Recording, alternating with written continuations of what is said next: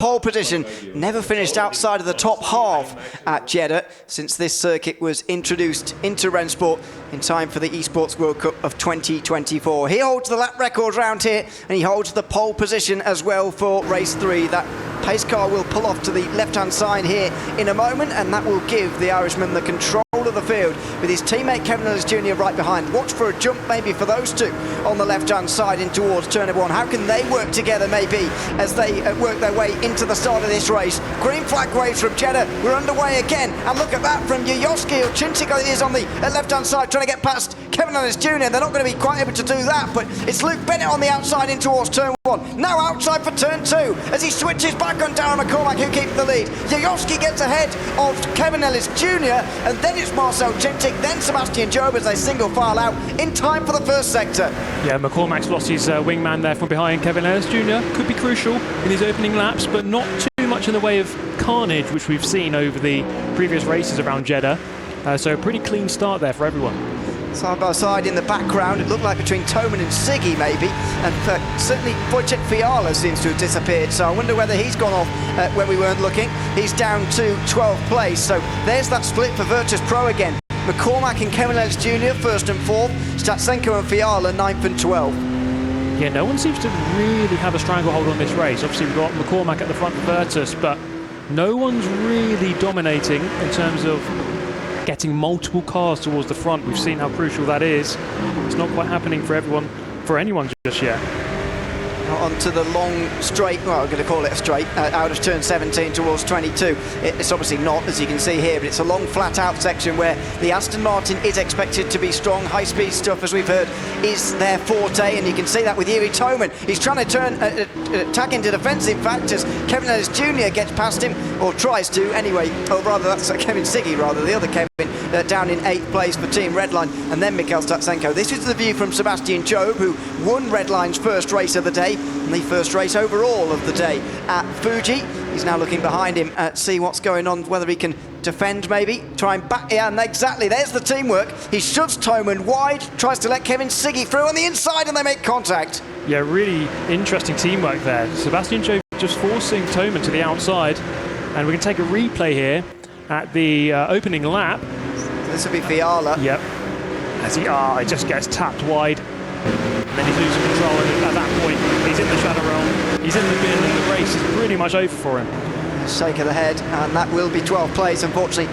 Wojciech Fiala, no points there, but if McCormack can get 25 and Kevin Ellis Jr. 13, the other two don't need to worry too much about, certainly not about dropping out of the competition anyway. Williams' score of 11 in that first race, which has been adjusted, by the way, since we spoke about that race first of all. 11 points now after everything has been looked through from race 1. That is looking a little bit on the low side, unfortunately, for them after just one race. We'll keep you across that, of course, across the afternoon, but we're still in the first half, rather, of today's racing, so very much feels like the early stages. We don't quite know who's taking a stranglehold over this, as you say. We don't quite know who we're really looking at as a top 3 for the upper bracket tomorrow.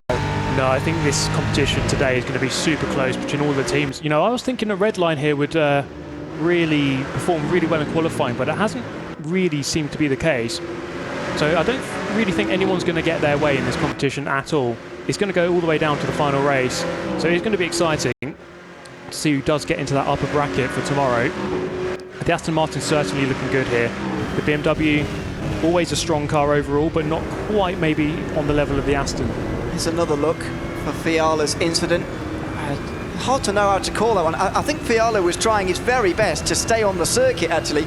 In hindsight, maybe should have just cut the corner and maybe taken whatever penalty he was going to get, because look at the sort of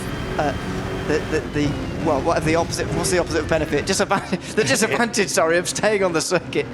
Yeah, sometimes it's just about mitigating the risk, and you know, this is something that comes with experience in racing. Sometimes you just think, okay, well, I'm on the outside. If I've been pushed into it, I can just kind of cut the track and just take the penalty, perhaps. But yeah, unfortunate moment for him as the Aston Martin here. Chinchik going up the inside in towards turn 1. Is he going to be able to get it done?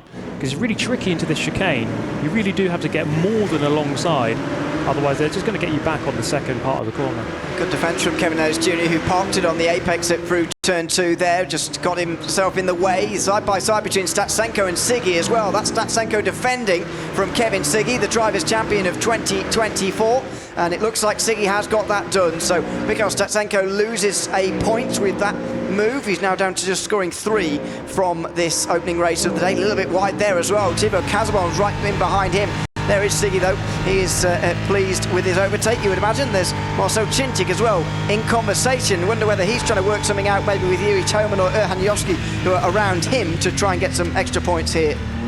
Yeah, good to see Yovski up there in 3rd place. He's having a really solid race here at Jeddah. Yesterday didn't really go to plan for him. I know that he's a very talented driver, and so those results yesterday didn't really match his ability. So it's good to see him up there in 3rd, representing Team Vitality, the leading driver at the moment. So he's going to try and maybe bring Cintic into this race, although he's sitting in a good position there in 3rd. He's got a 1.2 second gap over Kevin Ellis Jr., so he's not really under immediate threat from behind. In fact, 4 tenths behind Luke Bennett, I think he could potentially get 2nd place here. Yeah, Yovski scored an average of 4 points a race so far across his 4 races this week, which is an average of 8th place finish. Not what you expect to see from him, but he's 3rd for the moment. This is on board with him down into that final corner with Bennett and Yovski, Bennett and McCormack rather in front. This is a bit further behind. And look at Kevin Ellis Jr. here on the defensive. He's certainly let the front 3 get away, but what about his own 4th place he needs to worry about? And he's got no teammates around him to try and help. Here comes Marcel Cintic again. He went inside turn 1 last time. This time it's outside. Might give him the inside at turn 2. They're both going to be super late on the brakes. How are they going to pull this up in time? They just about do. Just a bit of contact as well. And here comes Sebastian Joe on the inside looking for that traction in the BMW, and he's got it. Side by side coming into turn 4. And watch how close we're going to be to the wall on the left hand side here, by the way. Oh no, there's contact. Contact before the turn. And Cintic goes around. He's been saved by his teammates somehow. Can you believe it? Yuri Toman has prevented Marcel Cintic from being spun around there. And somehow, that's the best bit of teamwork we've seen all day. Yuri Toman saves Marcel Cintic from falling to the back of the field. That was quite an incredible moment to stop him spinning. Just kind of collected him and kept him pointing in the right direction. So he's actually only lost sort of 2 positions out of all of that. So they can kind of recover. There's enough time here to try and recover a couple of positions. But Sebastian Jobe just being nice and patient, waiting for these moments to come and gaining a position there. So Kevin Ellis Jr. actually good defence for 2 laps into turn 1. Once on the inside, once on the outside. Managed to protect 4th place twice in 2 different scenarios. So good defence from Kevin. Has paid off as well. He's got that 4th place secure now. He should do anyway for the next 4 laps. Sebastian Jones is going to be a bit more worried though, with Toman and Cintic just in behind him. We'll try and get a replay in a few moments and see that again. We want to see if there was maybe anywhere that we can point blame to either of those drivers for actually that starting in the first place, but I wonder whether that one's going to be chalked to the racing incident, as often it is at turn 4 of Jeddah. Yeah, it's really interesting in racing because sometimes when you're at the front of a group, all you can really do is try and block and defend, keep your position at the front of the group, and just hope that the guys behind start fighting in some way. That's exactly what happened there. And yeah, Kevin Ellis now with a very big gap in 4th, so he's quite comfortable there. Virtus.pro 1st and 4th, that's looking pretty good for them. That was Statsenko on the defensive from Casabon and Rietveld in the background. He got a little bit of a tap in the rear through turn 26, which is not a corner we even really talk about very often. It's just that little bend in the road before the final corner itself. It's free wide in the meantime towards turn 1, and Jeffrey rightfully decides that's not the best thing to do. Casabon on the inside at turn 2 keeps Statsenko behind him, or rather puts him behind him I should say, as Statsenko has lost 2 places now in the last 4 or 5 laps or so, and no way through for Rietveld to try and follow. So Statsenko losing a couple more there, couple of vital points going away from Virtus.pro. Really exciting racing here around Jeddah. Obviously we've got the walls and high speed, really difficult track to get right. I'm sure, you know, James Baldwin on the desk, he's raced around here in GT3, he'll tell you just how difficult it is. Yeah, he's done it. He has done this exact thing in a McLaren, in fact. So he'll tell you just how difficult it is to really, especially lines of sight. You're travelling at such speed, you have the walls, you can't really see around a lot of these corners because these straights are even curved. Yeah. So you can't really see a lot of what's going on ahead of you. So it's quite tricky to follow a car very closely. So these guys are doing really well to kind of stay in the battle.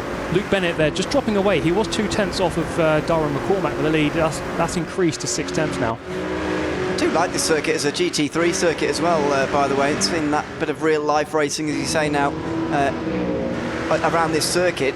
But as well, Rennsport that we've had for a year now. We've had the Jeddah Corniche circuit. I think it does provide good racing. Also, I love the onboards through Sector 1.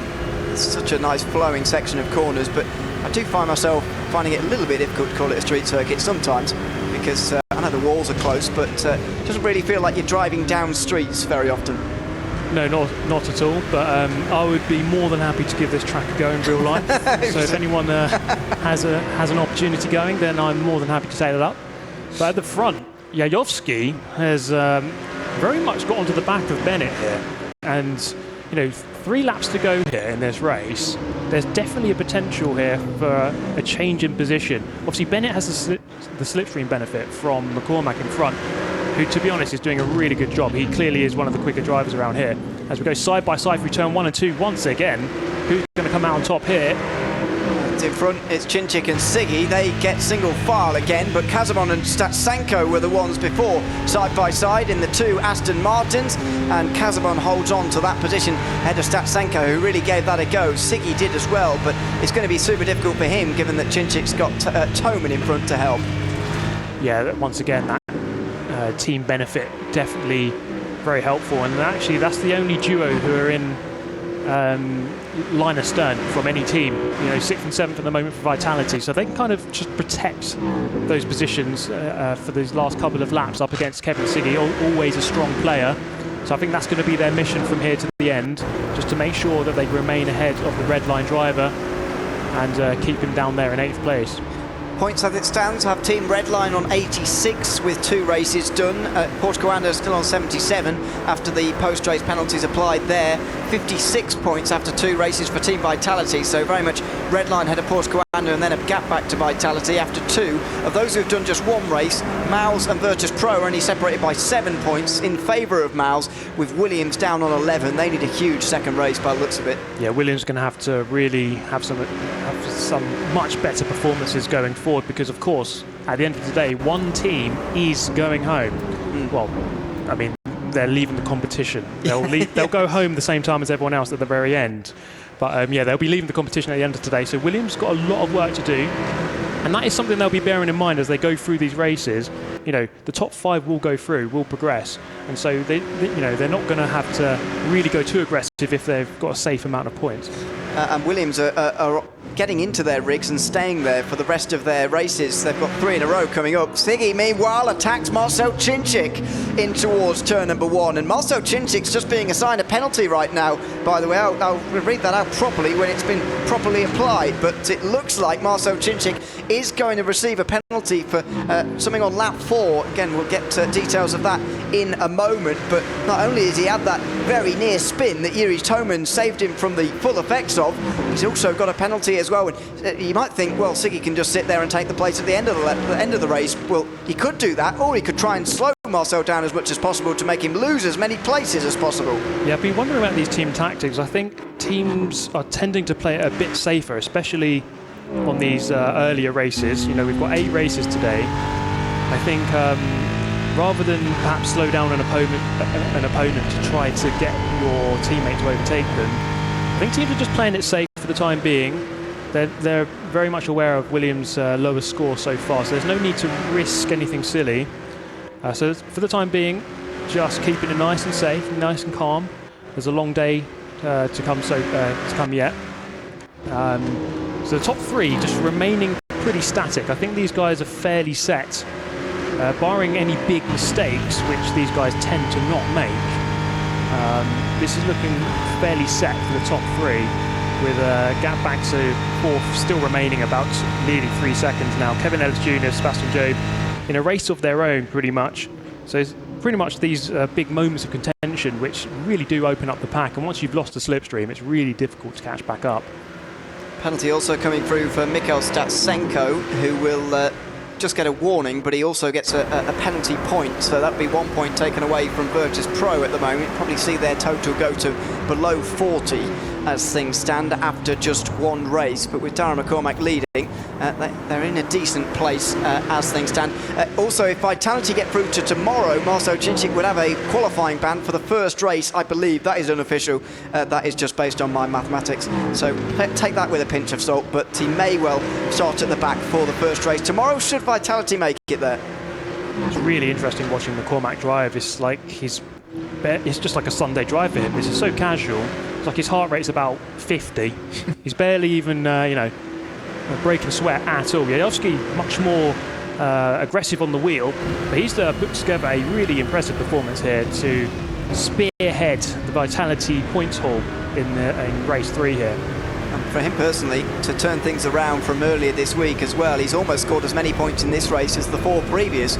So not quite, but almost. He has done a good job, and he might well take one more place as well, with Luke Bennett just up in front of him. He's leading the line for Team Redline. Not quite as good of a race as what they had at Fuji, just 35 points being scored for them. But given they're against 2 Aston Martins at Jeddah, I think they will be relatively pleased to have held their own here in race 3. Down towards turn 22 they go. Darren McCormack again with no pressure here into what is realistically the last overtaking opportunity on the lap. Luke Bennett a little bit wide through those corners and skipped across the curbs. That doesn't even open the door for Erhan Yajowski unless he does something spectacular down the inside into the final turn, which he's very unlikely to do. Coming into this race, Darren McCormack had been on the podium in the last 3 races in a row at Jeddah. In fact, he'd been on the podium in 6 of the last 7 races. Well, he's going to win again, hit this time for the 3rd time at Jeddah, and for the 9th time in 2025. Darren McCormack is an R1 race winner, and it's here at the Esports World Cup, leading the line for Virtus.pro. He does the business. Darren McCormack first. He gives a fist pump to Kevin Ellis Jr., who finishes 4th.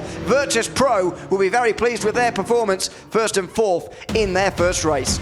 Yeah, really impressive performance. I'm super impressed by McCormack. Really calm, collected, did not put a foot wrong, despite having pressure from lap 1.